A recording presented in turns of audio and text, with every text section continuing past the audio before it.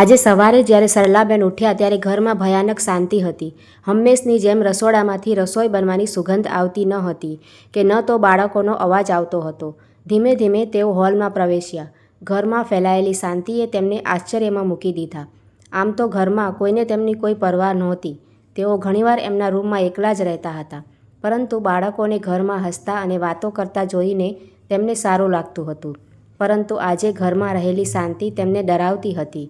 તેઓ મૂંઝવણમાં હતા કે આજે ઘર આટલું શાંત કેમ છે. રવિવારની સવાર હતી, તેથી ઘરમાં બધા સામાન્ય રીતે થોડા મોડા ઉઠતા હતા, પરંતુ અત્યાર સુધીમાં કોઈ તો જાગ્યું હશે. તેમણે વિચાર્યું, ચાલ બગીચામાં જઈને એક આંટો મારી આવું. બાળકો ત્યાં સુધીમાં ઉઠી જશે. તેઓ દરવાજા પાસે ગયા અને ખોલવાનો પ્રયાસ કર્યો, પરંતુ દરવાજો ખુલ્યો નહીં. તેઓ વિચારવા લાગ્યા કે આ શું થઈ રહ્યું છે. તેમણે જઈને તેમના પુત્રના રૂમનો દરવાજો ખટખટાવ્યો, પરંતુ કોઈ જવાબ ન મળ્યો. હવે તેઓ થોડા ચિંતિત થઈ ગયા. તેમને આશ્ચર્ય થયું કે શું બધા એટલી ગાઢ નિંદરમાં છે કે કોઈ તેમનો અવાજ પણ સાંભળી શકતા નથી. તેઓ તેમના રૂમમાં પાછા ગયા. તેમણે તેમનો મોબાઈલ લીધો અને તેમના દીકરાને ફોન કર્યો. રિંગ વાગતી હતી, પણ કોઈ જવાબ આપતું ન હતું. પછી તેમણે તેમની પુત્રવધૂનો નંબર ડાયલ કર્યો. 2 વાર રિંગ વાગ્યા પછી તેમની પુત્રવધૂએ ફોન ઉપાડ્યો. એમણે પૂછ્યું, વહુ, તમે લોકો દરવાજો કેમ નથી ખોલતા? તેમની પુત્રવધૂ હસીને બોલી, અરે મમ્મી, અમે ઘરે હોઈશું ત્યારે દરવાજો ખોલીશું ને. અમે હમણાં ઘરે નથી.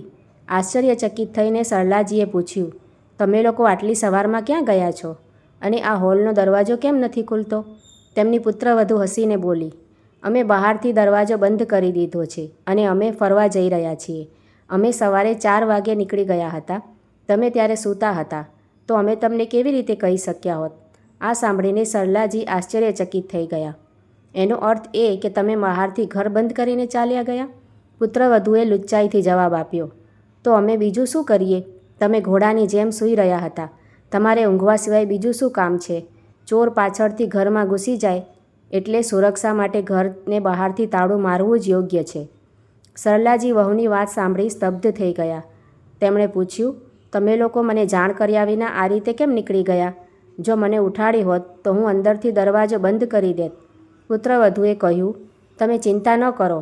ડાઇનિંગ ટેબલ પર તમારા માટે જમવાનું રાખી દીધું છે. તમે તે ખાઈ લેજો અને રસોડામાં જઈને ગંદકી ન કરતા. અમે મોડી રાત્રે પાછા આવીશું. અને હવે વારંવાર ફોન કરીને અમને હેરાન કરતા નહીં, સમજ્યા તમે? એમ કહીને તેણે ફોન કાપી નાખ્યો. સરલાજી ખાટલા પરથી ઊભા થઈને ડાઇનિંગ ટેબલ પાસે આવ્યા. વાસણનું ઢાંકણ હટાવ્યું અને જોયું તો 4 રોટલી અને પાણી જેવી પાતળી દાળ રાખી હતી. જોઈને તેમનું હૃદય ભરાઈ ગયું. તેમણે વિચાર્યું, શું મારે આખો દિવસ આ જ ખાવાનું છે? વળી બહારના દરવાજા પરના તાળાને કારણે તેમને એવું લાગતું હતું કે તેઓ પોતાના જ ઘરમાં કેદ થઈ ગયા છે. અને જો અચાનક કોઈ મુશ્કેલી ઊભી થાય તો હું ઘરની બહાર કેવી રીતે નીકળીશ? હવે તેમનું મન વધુ ને વધુ બેચેન થઈ રહ્યું હતું. તેમને ગુસ્સો આવી રહ્યો હતો કે દીકરો વહુ તેમને આમ કેવી રીતે બંધ કરી શકે છે. ગયા વખતે જ્યારે તેઓ પ્રવાસે ગયા હતા ત્યારે પણ તેઓ મને એકલી મૂકી દીધી હતી અને મારા માટે રસોઈ પણ બનાવી ન હતી. અને એમણે રસોડામાં જઈને પોતાના માટે થોડી ખીચડી બનાવી હતી. તે પછી જ્યારે તેમની વહુ પાછી આવી ત્યારે ગુસ્સે થઈને કહેતી હતી, તમે મારું આખું રસોડું ગંદુ કરી નાખ્યું. કદાચ એટલે આ વખતે 4 રોટલી અને દાળ મૂકી ગયા છે. પરંતુ સરલાજી હવે આ બધું સહન કરી શકતા નહોતા. પોતાના ઘરમાં પોતાના બાળકોનું આવું વ્યવહાર જોઈને તેમને દુઃખ થયું. જ્યારે પણ તેમને મન થાય ત્યારે તેઓ ફરવા જાય છે.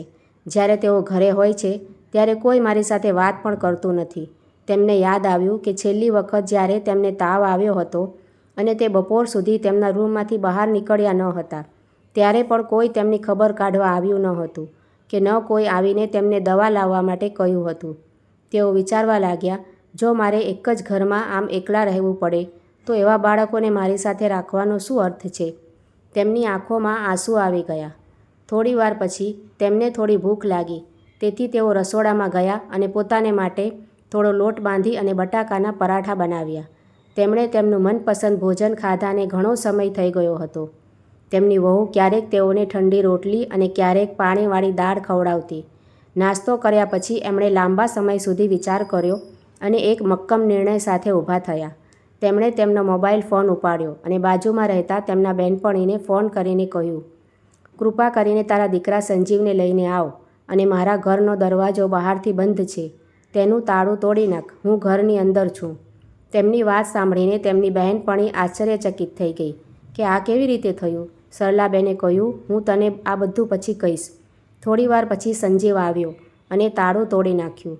દરવાજો ખુલતાની સાથે જ ખુલ્લી હવામાં એમણે શ્વાસ લીધો અને આખો દિવસ તેમની યોજના પર કામ કર્યું. મોડી રાત્રે જ્યારે તેમનો દીકરો અને વહુ ઘરે પહોંચ્યા ત્યારે દરવાજો ખુલ્લો જોઈને તેઓ ચોંકી ગયા. તેમને આશ્ચર્ય થયું કે શું કોઈ ચોર ઘરમાં ઘૂસી ગયો છે.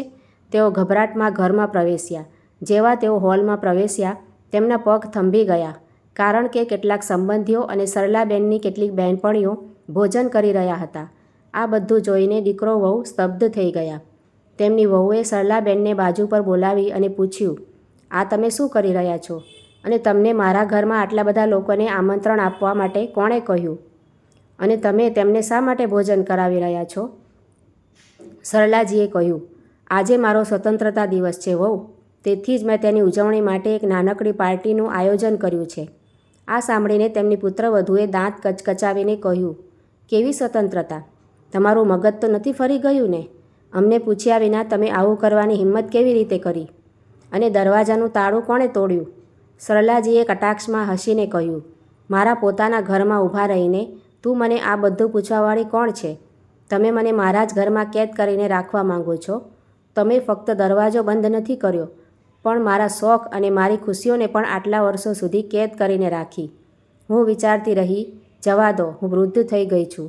હું મારા પુત્ર અને પુત્રવધુ સાથે તેઓ ઈચ્છશે તેવી રીતે રહીશ. પણ આજે તમે બધી હદ વટાવી દીધી છે. તમે મને ઘરમાં બંધ કરી દીધી અને કહ્યા વિના ચાલ્યા ગયા. તમે એકવાર પણ વિચાર્યું નહીં કે જો કોઈ મુશ્કેલી ઊભી થાય કે મારી તબિયત બગડે તો હું કેવી રીતે બહાર નીકળીશ? તમે જમવા માટે 4 રોટલી અને પાણીવાળી દાળ મૂકી. શું મારે એવું જ ખાવું પડશે?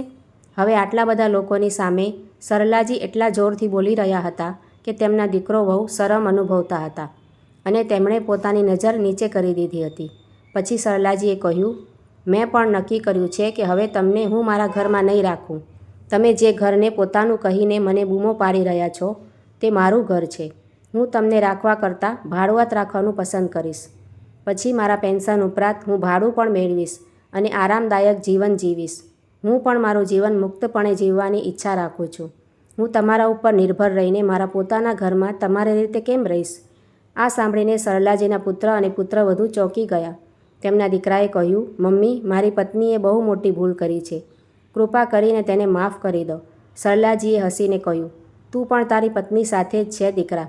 શું તારી આંખો પર પટ્ટી બાંધેલી હતી કે તું સમજી શકતો નથી કે આટલા બધા પ્રતિબંધોમાં તારી મા કેવી રીતે જીવશે? ભૂલ તારી છે તો તને સજા થશે. તમે તમારું જીવન તમારી રીતે જીવો. હું મારું જીવન મારી રીતે જીવવા માટે સ્વતંત્ર છું અને હવે હું બીજું કંઈ સાંભળીશ નહીં. તેમના દીકરા અને પુત્રવધુએ તેમને સમજાવવાનો ખૂબ પ્રયાસ કર્યો, પરંતુ તેમનો નિર્ણય ડગમગ્યું નહીં. તેમણે ખૂબ સંઘર્ષ કર્યા પછી આ કઠોર નિર્ણય લીધો હતો. આખરે 15 દિવસમાં તેમના દીકરા અને વહુને ઘર છોડવું પડ્યું.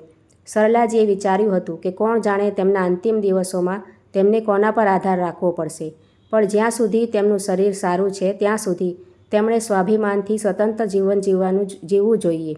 તેમણે એક વસિયતનામું લખ્યું હતું. તેમણે એક અનાથ આશ્રમ બનાવ્યા પછી તેમની બધી મિલકત દાન કરવાનું નક્કી કર્યું હતું. તેમણે તેમના પુત્ર અને પુત્રવધુ સાથેના બધા સંબંધોનો અંત લાવી દીધો હતો. મિત્રો, કોઈની ઉંમર ગમે તે હોય, વ્યક્તિએ પોતાના આત્મસન્માન અને સ્વતંત્રતા સાથે સમાધાન ન કરવું જોઈએ. સંબંધો ત્યારે જ અર્થપૂર્ણ બને છે જ્યારે તે આદર અને માનથી ભરેલા હોય. નહીંતર એકલા રહીને પણ વ્યક્તિ શાંતિ અને ગૌરવ સાથે પોતાનું જીવન જીવી શકે છે. તો મિત્રો, જો તમને મારા દ્વારા લખાયેલી આ વાર્તા ગમી હોય તો મને કમેન્ટ કરીને જણાવો અને નવી વાર્તાઓ માટે મારી ચેનલને સબસ્ક્રાઈબ કરો. વિડીયો જોવા માટે તમારા બધાનો આભાર છે. Thank you.